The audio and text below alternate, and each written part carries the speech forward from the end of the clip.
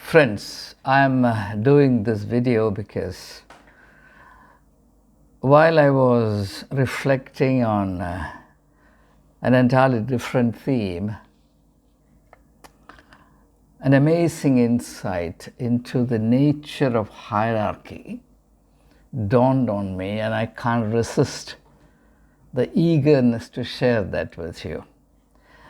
Those of you who have been following up on my video messages would readily recognize that I have an egalitarian outlook, and therefore I'm negative or rather critical of the hierarchy. Now, my position regarding this theme has changed, and I need to indicate exactly how. I'm not apologetic about correcting myself, rather I'm happy that I can do so, because there is no point in entertaining that which is not defensible or that which is not true to the logic of life. Previously, I felt, or I was deeply convinced, that equality is the basic law of life and that everything is equal in the eye of God or in the sight of God. But when I look around, I do find that, for example, in nature there is a hierarchy, there is an order, and order always means there is something at the top and something below, and that is in the interest of stability. However, as of now, I recognize, and this is the most important thing that I want to share with you, I recognize two completely different models of hierarchy. And that's something that never occurred to me before. And now that it has, let me share that with you as simply and clearly as I can. What we have in the Gospels is a conflict between two models of hierarchy. For example, the high priest and the Sanhedrin, the scribes and Pharisees, they all constituted a particular religious hierarchy. On the other hand, Jesus also constituted a hierarchy in the sense that he was the guru, the rabbi, he had 12 disciples, and of course those 12 disciples had their own support base, and people looked up to them. So what is the difference between the two? Now, in the case of the priestly hierarchy represented by Caiaphas during Jesus' days, Caiaphas, the high priest at all times, their contemporary representatives being bishops, archbishops, cardinals, etc., they maintain a hierarchy which is really not meant to contribute to the larger good. In fact, you find that at the time of Jesus Christ, the hierarchy represented by Caiaphas, the high priest, was a hierarchy that was committed to its own interests, a self-indulgent, self-perpetuating hierarchy. And the authentic feature of this hierarchy, two aspects. In fact, I should say the hallmarks of this model of hierarchy is, on the one hand, this hierarchy is insensitive to the plight of the general rung of people. It doesn't matter how people live, what conditions of life are obtained, what the problems of the common folks are. And that's the reason why when Jesus looked at them, he saw that the people were lost like a sheep without a shepherd. Now, the second attribute of this hierarchy is that it turns violent when its own interests are questioned.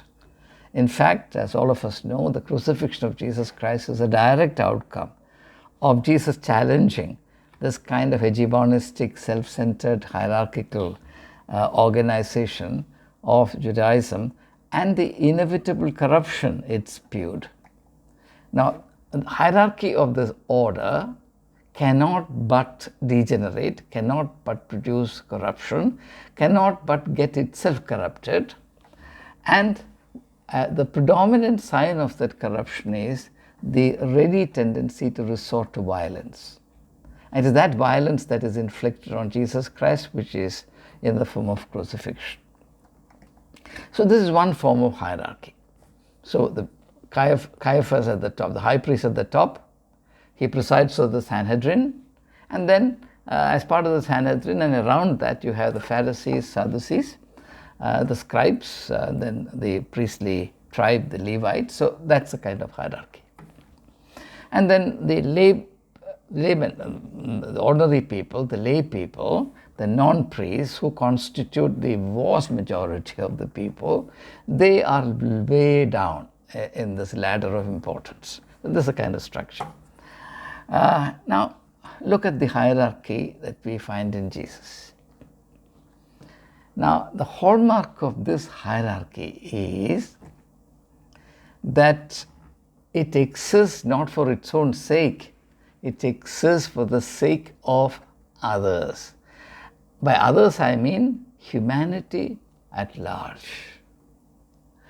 And that's why Jesus says that Jesus said that he came to lay down his life for the people.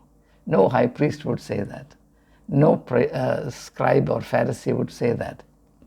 From the point of view of the high priest, it's a good thing that people perish for their sake. But here is a kind of spiritual hierarchy in which the pinnacle of that hierarchy, Jesus Christ, is willing to lay down his life for the flock. In fact, lay down his life for the redemption of humanity. As we read in the 45th verse of the 10th chapter of the Gospel according to St. Mark, Jesus says, "Even so the Son of Man has come not to be served, but to serve." It's a very classic text. Not to be served, but to serve, and to give his life as a ransom for the sins of the world. Now that is completely different. This hierarchy is God's blessing on the whole of creation. Now here, in contrast to the other model of hierarchy that I sort of briefly described, this hierarchy is distinguished for its uncompromising and absolute rejection of violence as an option. A classic example is that in the Garden of Gethsemane, as the soldiers of the high priest and the Roman soldiers, they come to arrest Jesus. Peter strikes, he takes a sword and strikes, and the blow falls on the servant of the high priest. It chops off his earlobe. And then I think it's the 52nd verse of the 26th chapter of Matthew's Gospel, Jesus utters that most unforgettable statement. He says, "Put down the sword." What an authority. Huh? Put down the sword. He who takes the sword shall perish by it. Whereas the high priest says, take up the sword, cut down the Galilean. He is a threat to our interests. You see the difference? Both are hierarchies. But on account of the Jesus model of hierarchy, the entire humanity is blessed, sanctified, and a new vision is born, a new life, a new quality of life becomes accessible to people. On the other hand, on account of the other religious hierarchy represented by the high priest during the time of Jesus, that was Caiaphas, on account of that kind of hierarchy, life is degraded. No quality, no value is added to the life of the human species, and this hierarchy is distinguished for its penchant for seeking its own interest in the most brutal, unconscionable manner, and also the willingness to corrupt everything, including that which is sacred, to subserve its material and mean interests. And there, of course, the classic illustration is the plight of the Jerusalem temple and why it became necessary for Jesus to cleanse the temple. And again, remember the memorable words of Jesus. It says, "My Father's house shall be known as a house of prayer for all nations. You have turned it into a den of thieves." That is the outcome of the kind of hierarchy, religious hierarchy. Religious as against spiritual. The spiritual hierarchy that Jesus represented.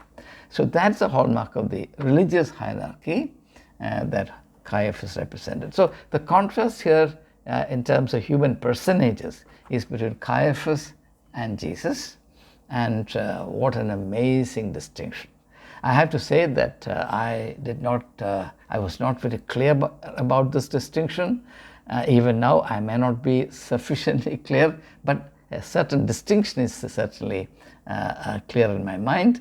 And I do humbly suggest to you that this distinction has a wide variety of ramifications, and it would be very exciting and intellectually stimulating for you to follow up on this and to investigate those many ramifications for the pattern that I've just suggested. So remember, I have now modified my perspective on hierarchy, unlike what I used to say earlier, namely that hierarchy per se is ungodly and contrary to the law of life.